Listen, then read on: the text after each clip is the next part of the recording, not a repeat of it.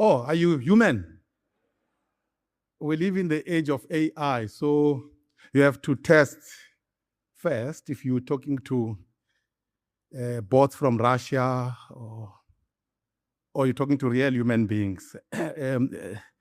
Thanks, Alec. This is Hymn to Freedom by Oscar Peterson, one of the greatest pianists of all time. It's my favorite. When I want to reflect, I listen to this tune. I'm going to talk about a country I love, South Africa. I've been here since Tuesday. My sense is that we have a very complicated relationship with this country. We love it and hate it at the same time. I'm not part of those who hate it. I'm part of those who love it. And I'm going to talk about the biggest problem facing South Africa, which is politics. The biggest problem facing South Africa is politics. And let me start this way. South Africa, that is modern South Africa, there are only 4 kinds of politics possible for modern South Africa. Only 4. We may or may not be aware of it, but there are only 4. Nothing outside the 4. We have experimented with 2, and we're done with that. We are busy with the 3rd. We're not done with it, and there's only 1 possible politics left for us. The first, it's white politics. You can go as far back as 1652 if you want. It ended in 1994. That was white politics. It did a few things in South Africa. 1, before white politics touched South Africa, this place was a bush. There was no road, no telephone line, no railway, nothing. It was a bush. By the time white politics was done with South Africa in 1994, this was actually a modern state. The only cardinal sin that white politics committed was to exclude black people from the economic benefits of that project. I'm done with the period from 1652 to 1954. It's 1994. Done. The second politics that we experimented with began in 1994. It's called black politics. It ended in 2024. Black politics did 2 things. 1, extremely bad. Secondly, good. The first, which is extremely bad, it broke the backbone of public infrastructure, and you can say it collapsed the South African state. That's the first thing that it did. Very bad. Look around, you will see. The good thing that black politics did, for the first time in the history of this country, it attempted very seriously to relax race relations. You may be angry, you may deny it. In terms of race relations, we are actually better compared to any period in history. I'm done with black politics. The third politics is what we are experimenting with now. It started in 2016 with local government elections, a few cities beginning to experiment with that. It's called, and this is my coinage, the politics of fragmentation. How does the politics of fragmentation work? You go to Nelson Mandela Bay, PE, you find in the municipality a number of political parties who are pulling in different directions. Just look around. That politics was inaugurated at a national level after the 2024 elections. And Those who love euphemisms call that politics the government of national unity. Those who don't like euphemisms like me, we call it the politics of fragmentation. Those people sitting in the union buildings are not pulling in the same direction. I'm done with the politics of fragmentation, the third politics. That's what we are doing now. There's only one politics remaining. And I decided I'm going to focus 15 minutes of my time on this last one. Because if we don't do that politics, we are doomed. It's what I call a joint politics of blacks and whites in South Africa. Ladies and gentlemen, we have never done that politics since the beginning of time in South Africa. We may fool ourselves. We have never experimented with that kind of politics. It's a difficult politics. We have not seen it, and we don't trust each other. After the Anglo-Boer War, the Afrikaners and the English, and you know that history very well, they had butchered each other, and they came to the conclusion that this is self-destruction, is not sustainable. Let's go to a town called Vereeniging and strike a deal that we shall do joint politics as former enemies. And they did from 1910. And the English understood in that deal that the Afrikaners are the majority. The leader of the state will always be an Afrikaner. Just look carefully from 1910. Even though, inverted commas, the English were still in charge, but the leader is Afrikaner. So what I'm talking about, this historic deal, has actually been done in South Africa, but only by whites. Since 1994, the blacks were so arrogant, giving the middle finger to the whites, thinking that they can do it alone. Now, the component that is arrogant among blacks now, it's only political criminals.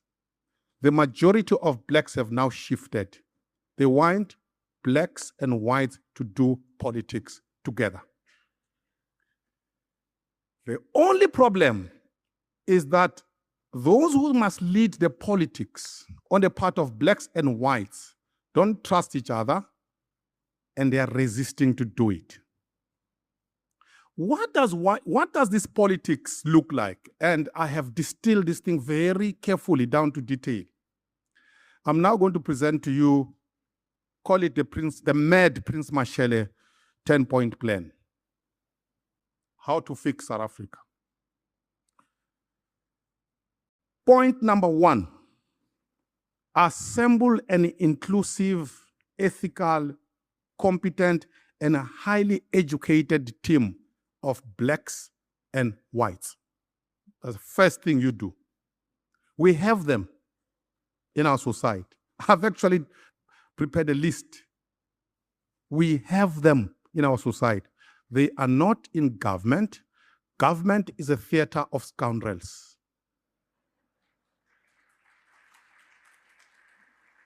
So we must get those people to go into the political theater. And it's going to be a fight. And elbow out the scoundrels. Let the proper human beings of our country take over. Point number two, jail political criminals and restore law and order, and you must be merciless about it.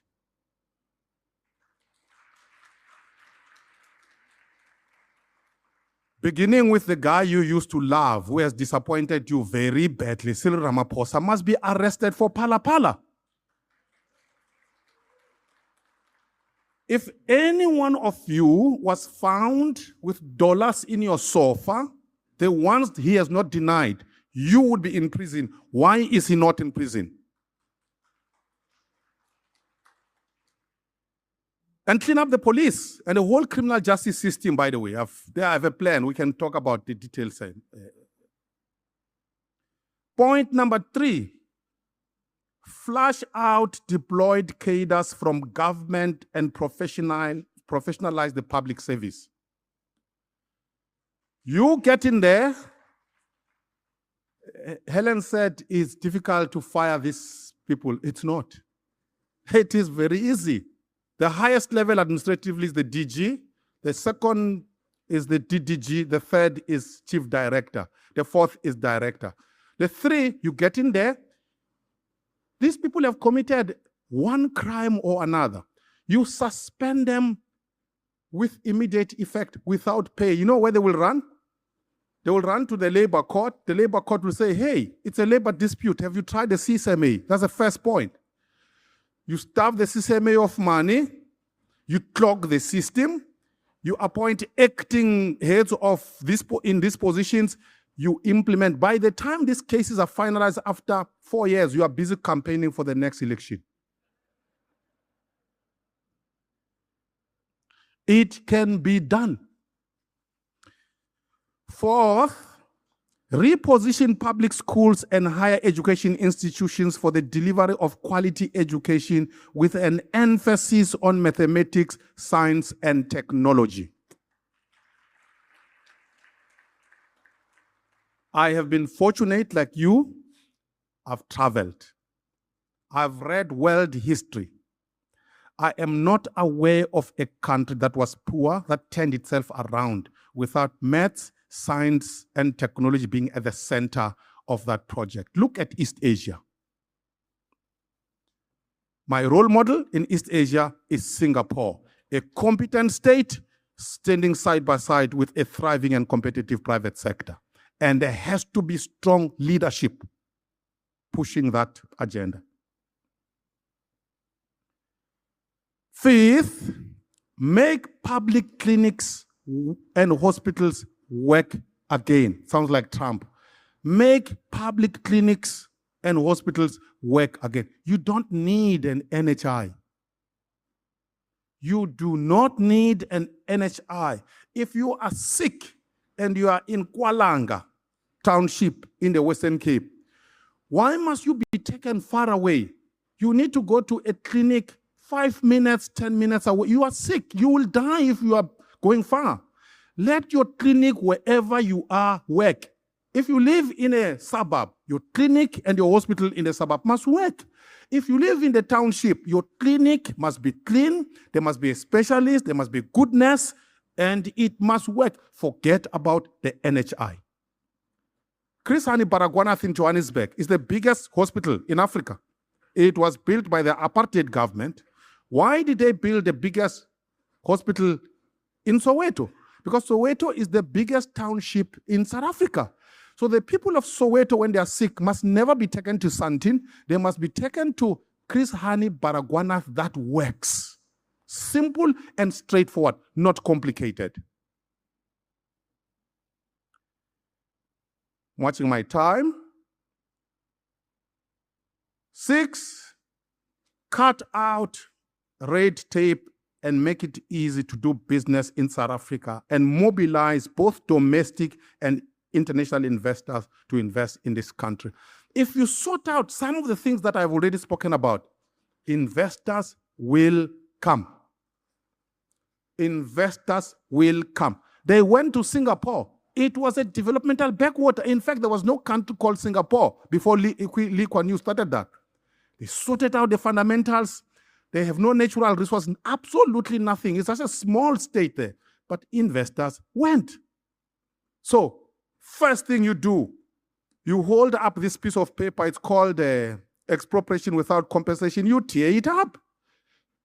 The people who came up with this piece of law, by the way, they have not even implemented it. The only purpose it serves is to scare away investors. That's the only.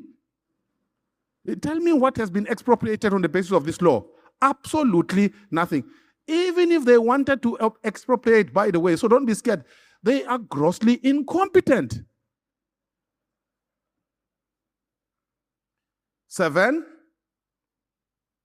Replace BEE with a redress program that focuses on two areas. One, the provision of quality education for Black children, and two, the economic empowerment of workers. So instead of a few fat cats who are politically connected to make money from the equity you give them in the name of BEE, why can't you redirect that to your employees? So you say, here is a category of employees. If you belong to this category, you will benefit from this scheme. If you are above, sorry, you won't. This is what it would do. No color attached to it. But we know the majority of low-paid employees in South Africa are Black. You would empower people who are involved in the creation of wealth in that company. Number two, if there is a white worker who belongs to that category, why are you excluding that white worker? Because there's no difference between the white worker and the Black colleague. In any case, they will do the same job. You've sorted out the issue. Education and maths and science, I emphasize. If we do not focus on maths and science in Black schools, townships, and rural areas, we are doomed. Whatever Helen tells you, it's not going to happen. So, a redress program to focus on that. And the details we can talk about. Left with 3 minutes. Seventh, rebuild public infrastructure is the easiest. It's the easiest. A road, I'm sure there are engineers here. I was in Lichtenberg 3 weeks ago. It's true, it's broken, but it's the easiest to, I can tell you, any engineer can design a plan in 6 months to a year, you can rebuild those roads. It's not complicated. It's the easiest to do. Rebuild public infrastructure. Eighth, restore the integrity of the South African citizenship, secure our borders, and stem the inflow of illegal foreigners. If you do not do that, we will never solve our problems. There are people who have bought our citizenship, many, I dare say millions, from a corrupt Home Affairs system. You've got to investigate that, flush them out. If you are in South Africa legally, you are welcome. If you are in South Africa illegally, we deport you mercilessly. Now, 10, which is the last bit, I'm left with one, a good time manager. Restore, carry out a substantive moral regeneration in society. I am Black.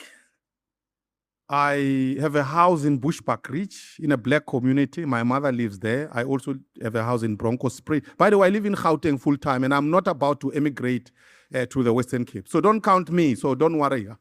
I'm happy in Gauteng. And me and those who love this country, we will fight and fix this country. This country must be fixed holistically. You can't have one bubble called Hermanus working and the rest is... When real shit hits the fan, let me tell you guys, you will not be protected here. But anyway, my community, the Black community in the townships and in the rural areas are broken. Alcoholism, drugs, there's a drug called Nyaupe. The youth are in trouble. We have to sort out that stuff. That's what I call moral regeneration. As I conclude, I'm left with 42 seconds. The ANC is the embodiment of Black politics. We have done that. We can never go back to that nonsense. We have seen what it does. The DA is an embodiment of white politics. I'm going to be very bold and tell you what you don't want to hear. It's an embodiment of white politics. We have done white politics. We cannot go back there. The only option is a new project that we have not experienced.